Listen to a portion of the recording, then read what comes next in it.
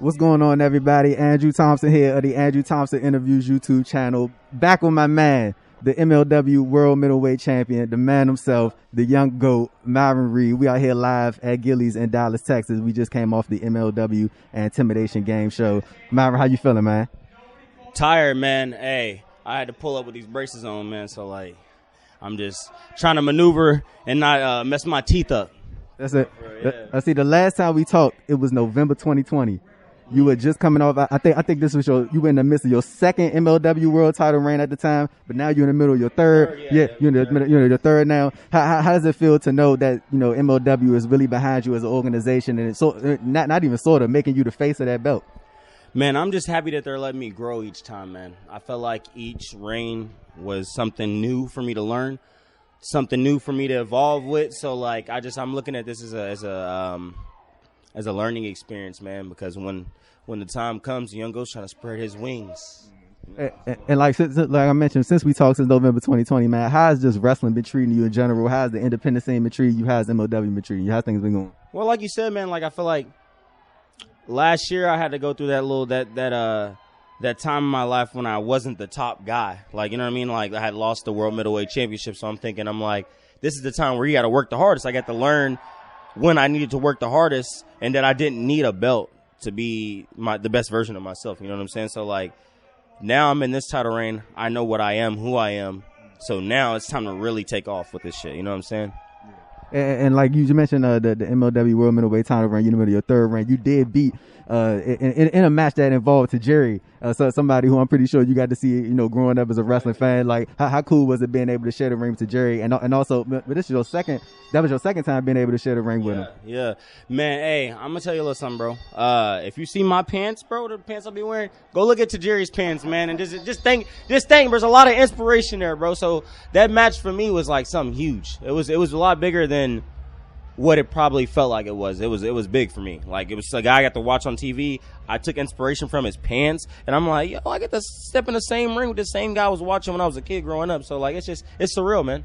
It's saying we here right now at the MLW Intimidation Game show, man. Like, what can people expect, from future episodes of Fusion, man? Like, we saw so many people here tonight, Devon Nerds, but very different people, Calvin Tankman, EJ and Duca. Like, what can people expect from MLW coming forward? Man, hard hitting, man. Bigger and better matches. Each show, man. Bigger, better matches. Bigger and better matches. We going crazy this year, man. It's like you talk about, man. Like, so I remember me and you talked about it quite a few times last time we talked. Like, you talk about representation in wrestling, what it means to you to be a black man in wrestling and be a thriving black man in wrestling. Like, just from what you've seen, even this weekend, man, seeing a variety of black talents that's in town this weekend. Everybody's ready to show up. People are having a good time, but also, like, what does it mean to you to be a top talent in professional wrestling while representing the black community? Honestly, it means a lot, bro, because in our community growing up, bro, it's like in school, it's really lame to them, bro. So, like, for me, I got a mission that I feel like it's bigger than myself. Like, right now, I'm trying to be more than just the cool wrestler that everybody thinks is cool. I'm trying to get people my own color to come into this and not look at it as lame or uncool anymore. They'll be like, oh, this guy looks lit. Like, I'm trying to join this because I seen this guy. I mean, for me, though, I seen guys like Jeff Hardy, The Rock, shit like that. So, like, I just want people to have that same avenue in when they see me. It's like, he looks cool. This shit ain't actually guys just wrestling around with tights and shit like that. So I might be able to do this shit. So, I mean, I'm just trying to, bring more people into this. Make it bigger, make it big like it was once again. Doing my part, playing my role.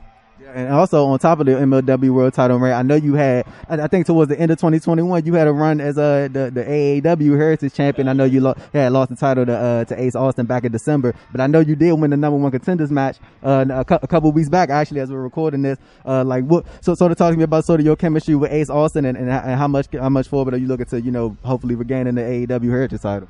Man, it's crazy. Me and Ace, we lived together in Ohio. This was 2017 or something like that. And, man, we did everything together. Train, fucking working out.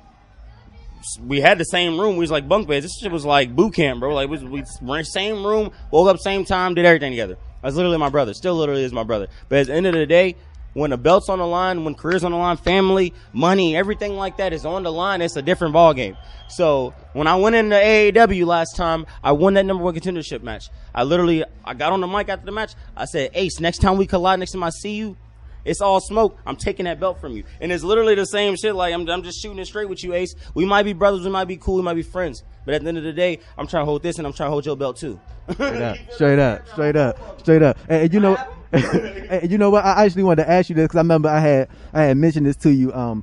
Nash Carter, formerly known as Zach Wentz, before him and Dez, before they left Impact, they had actually pitched for you to actually come in and be a part of their celebration, man. Like, first of all, so speak about them, man, their success, you guys' friendship, and actually how cool that would have been if that would have, you know, if you'd have been able to been in there with Trey, Zach and Dez, man, for their final moment. It's like, you know, their impact running the rest. I wish, like you said, it'd been awesome. It'd been awesome to open that door and let me come in there and, you know, support my brothers, man.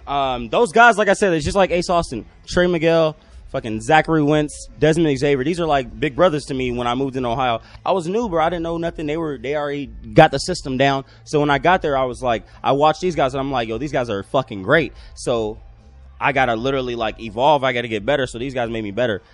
They made me better pretty much. So like literally we were like, I felt like we were like the best guys in the house and we had that bond, that connection, all that stuff. We was like, cool, we're going to start the Little Rascals or the Rascals.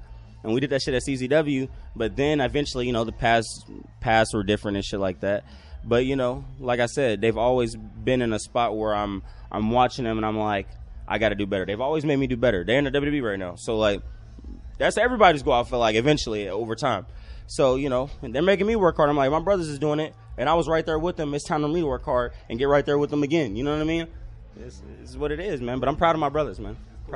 It's cool. And last thing before we get out of here, Myron, I want to give you a chance to promote this. I know you had dropped a tape back in January, man. Tell the people what they can expect music wise from you, and you know, talk a little bit about the tape you dropped in January. In January, man, me and my boy Lil Nate, we dropped Dark Tapes. Dark Tapes, that's about to call it. Just about to say Dark now, but that's the song off the tapes. Dark Tapes, man. It's on all streaming platforms. Kid Reed, Lil Nate, Dark Tapes. You can rock Dark Tapes. Rocket World, fucking Bangers Forever 2, whatever, man. We got hella music on there. But like I said, we got more music coming. What we got? We got Rocket World 3 soon. I don't know how soon, bro. I feel like this month sometime. They're going to see it when they see it. Yeah, this month sometime, y'all going to get that Rocket World 3, man. We going up. Wrestling, music, everything. Editing, all that stuff, man. I'm working my ass off right now. There you go. Ladies and gentlemen, that's my guy right there, the MLW World Middleweight Champion, Myron Reed, signing off from Dallas, Texas, and we are out. Peace.